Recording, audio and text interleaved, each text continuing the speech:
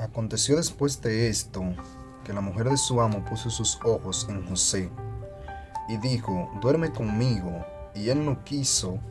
Y dijo a la mujer de su amo: he aquí que mi señor no se preocupa conmigo de lo que hay en casa, y ha puesto en mi mano todo lo que tiene. No hay otro mayor que yo en esta casa, y ninguna cosa me ha reservado sino a ti, por cuanto tú eres su mujer. ¿Cómo pues haría yo este grande mal y pecaría contra Dios? Cuando nosotros leemos la historia de José, es una historia muy conocida, que todos conocemos. José era un esclavo allí en la casa de Potifar. Conocemos la historia, cómo José fue vendido por sus hermanos y fue a parar a Egipto.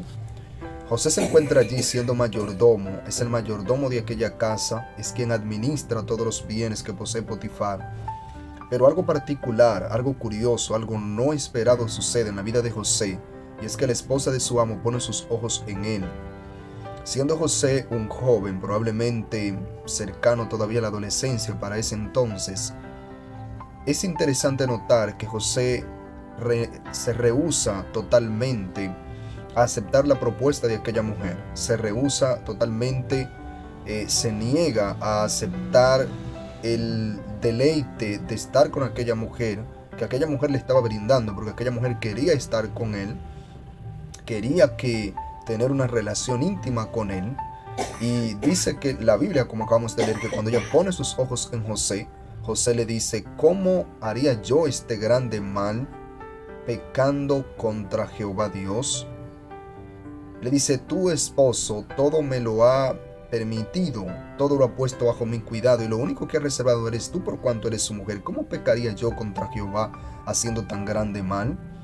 Y sabemos que esta mujer hace de él, trató de asir de él, trató de agarrarlo, trató de acostarse con él, y él huyó y se libró de aquella tentación. Esta historia particular de José, siempre hablamos de José como con respecto a su fidelidad, con respecto a su integridad, de cómo José huye de esta tentación. Y sabemos nosotros claramente que de la tentación se huye, la tentación no se resiste, con la tentación no te pones a luchar tú a tú, sino que lo más sabio siempre es huir de la tentación. Pero no vamos a hablar de la tentación como tal, sino quiero enfocar la parte de la seguridad, el fundamento de José, para decir cómo pecaría yo contra Jehová haciendo tan grande mal. O sea, la conciencia, el conocimiento de José de que él no podía defraudar a Dios, de que él no podía pecar contra Dios haciendo aquel grande mal. Siendo José apenas un adolescente, siendo muy joven, José tiene esta seguridad y dice: yo no puedo pecar contra Dios haciendo este grande mal. Y esto es lo que llamamos un principio. El conocimiento que José tenía de Dios le había creado en él un principio, un fundamento de integridad para obedecer al Señor. Para ser íntegros necesitamos principios. Cuando analizamos nuestra era y vemos el embate que sigue de continuo hacia los jóvenes, seguimos siendo atacados por tantos embates. El mundo no para con las tentaciones, con muchos ataques. Para poder resistir en estos tiempos necesitamos tener principios. ¿Qué son principios? Son fundamentos, son leyes espirituales en nuestras vidas.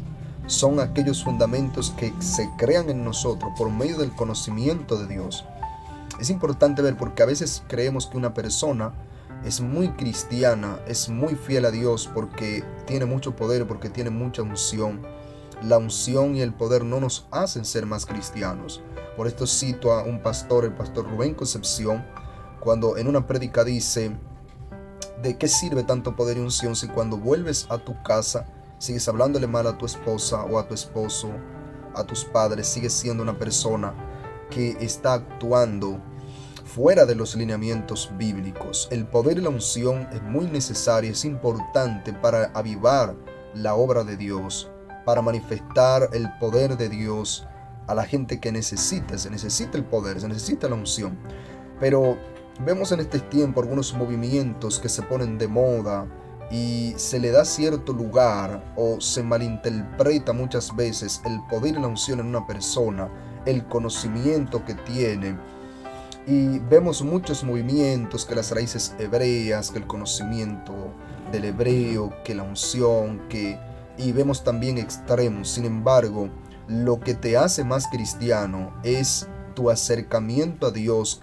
¿Qué tan profundos son los principios bíblicos en tu vida? ¿Qué tanto fundamento tú tienes en estos principios bíblicos y qué tanto tú los practicas? O sea, a mí no me hace más cristiano el tener más unción, el tener más poder.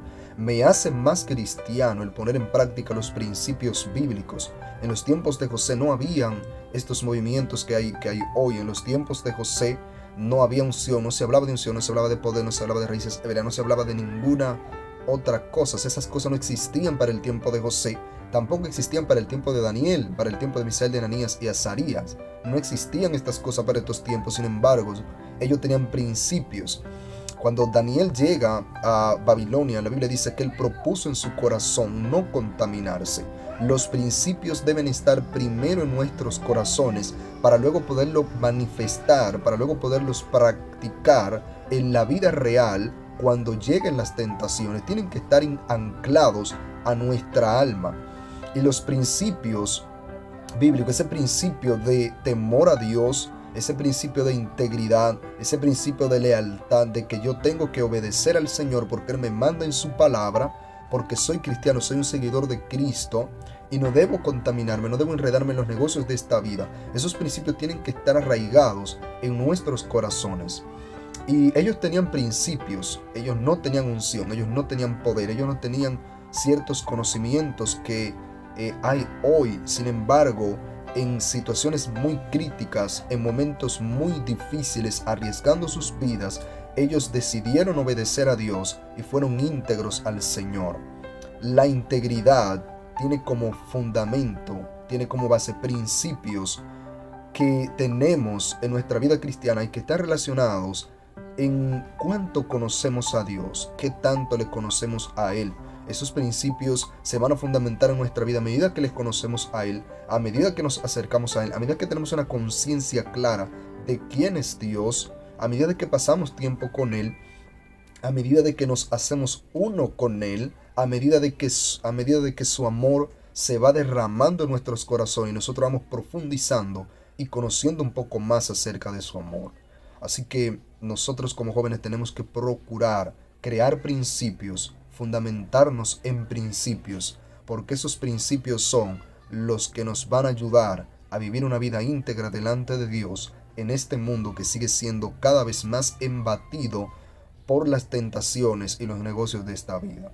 Dios te bendiga, espero que puedas compartir esta palabra con otros, suscribirte al canal y darnos seguimiento. Dios te bendiga mucho.